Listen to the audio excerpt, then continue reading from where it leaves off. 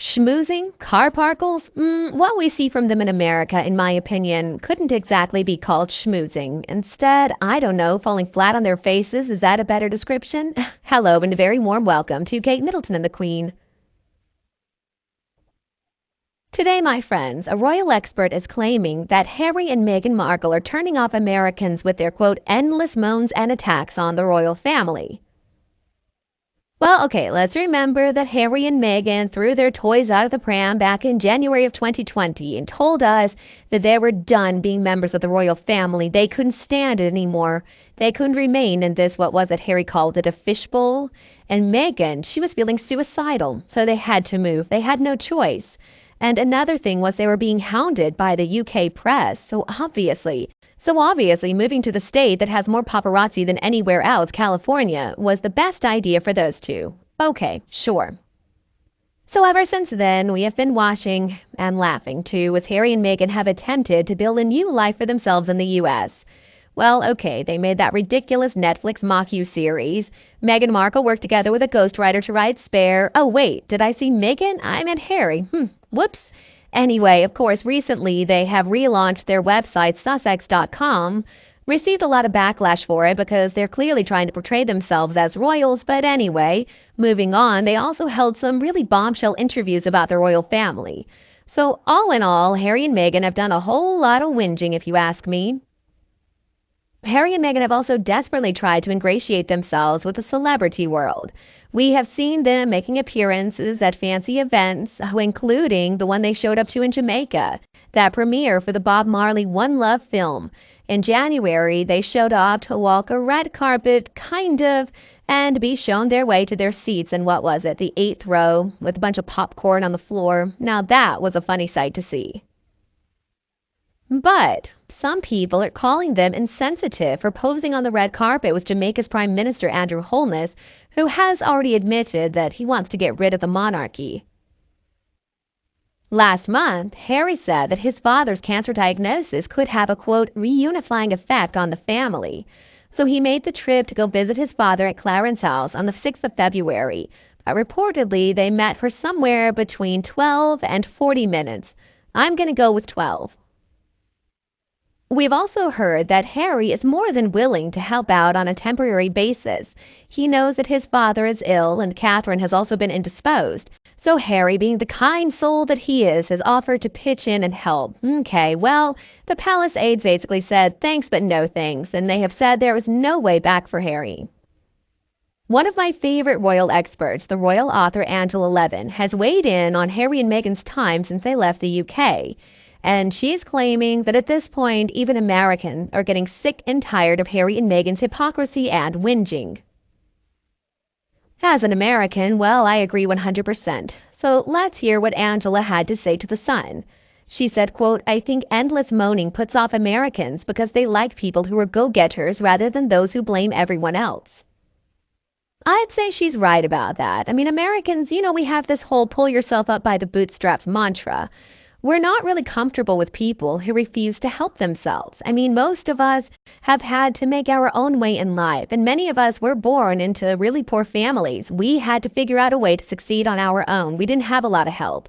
So when we look at Prince Harry, born a literal prince, born into one of the wealthiest families in the whole world, it's really hard for us to feel a lot of sympathy for him. Angela Levin went on to say they also don't like the attacks on the royal family, especially as they so loved and admired the Queen. Well, absolutely. Everybody loved and admired the late Queen. Including Americans.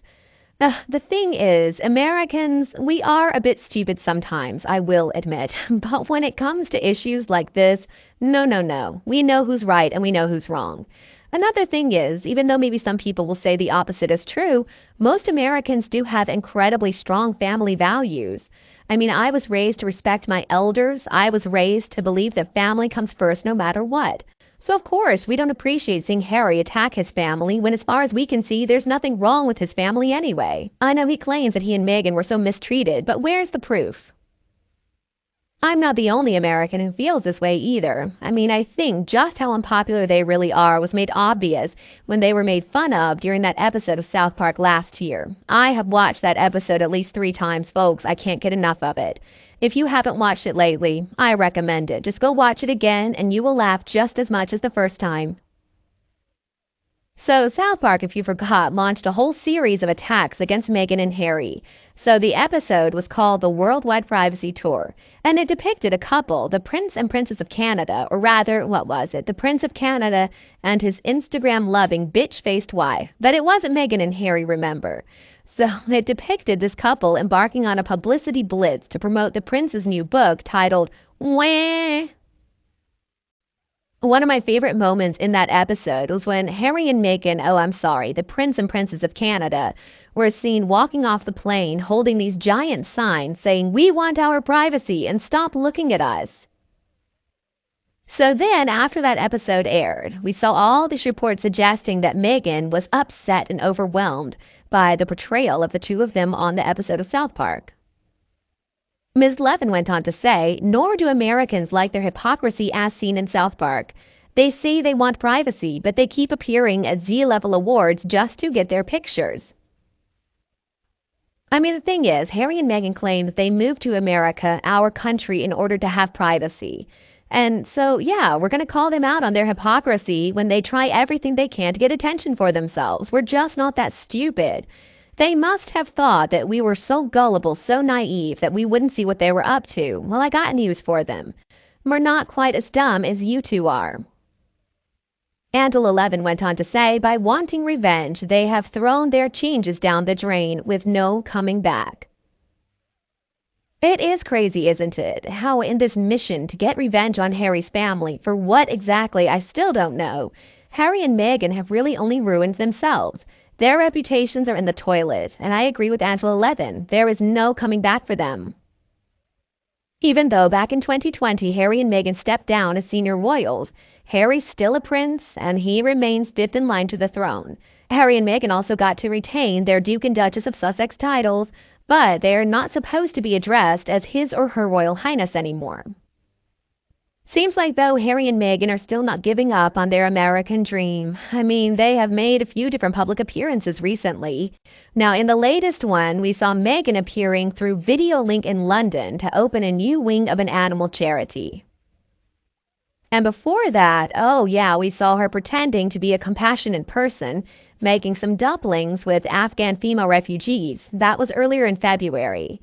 Of course, though, a clip of that little visit just had to be posted on the Archwell Foundation website. Meghan Markle is not going to involve herself in any do-goodery unless a camera crew is present. And as for Harry, most recently, we saw him give a few different American media interviews after the launch of the 2025 Invictus Games in Whistler. Of course, he didn't really do himself any favors in these interviews, namely when he talked about that he had considered becoming a U.S. citizen. I swear that guy simply does not think before he speaks. And then after those interviews, of course, he and Meghan had to head to a really fancy gala dinner. Now, remember Harry also showed up at the NFL Awards in LA. That was less than 48 hours after he went to see his father in London. And supposedly that was why he had to rush back to Las Vegas. He just had to be there to present that award. Yeah, sure, Harry, you being there to present an award for a sport that you probably don't even understand was so much more important than visiting your ailing father. It does seem like 2024 is not the year that Harry and Meghan were hoping it was going to be. Because let's remember, a few days ago, we learned the news that Harry lost his high court battle against the Home Office. Oh, poor thing.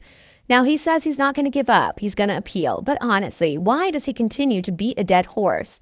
Harry, it's time to move on. It's time to realize that, yes, you are expected to pay for your own security after you and Meghan so unceremoniously walked away from your positions as working royals. If Harry had really thought that it was so important to have taxpayer-funded security, he never would have quit his job. And you, what do you think of the news that Americans are getting fed up with Harry and Meghan? Do you agree? Please let me know your opinion below in the comments section. If you enjoyed this video, please don't hesitate to like and share it with any of your friends or family who would appreciate it too. And as always, if you have not already, click that subscribe button so that you don't miss a single update from Kate Middleton and the Queen. Thank you so much for watching. You have a wonderful day, and I'll be back to see you in the next video. Thanks for watching.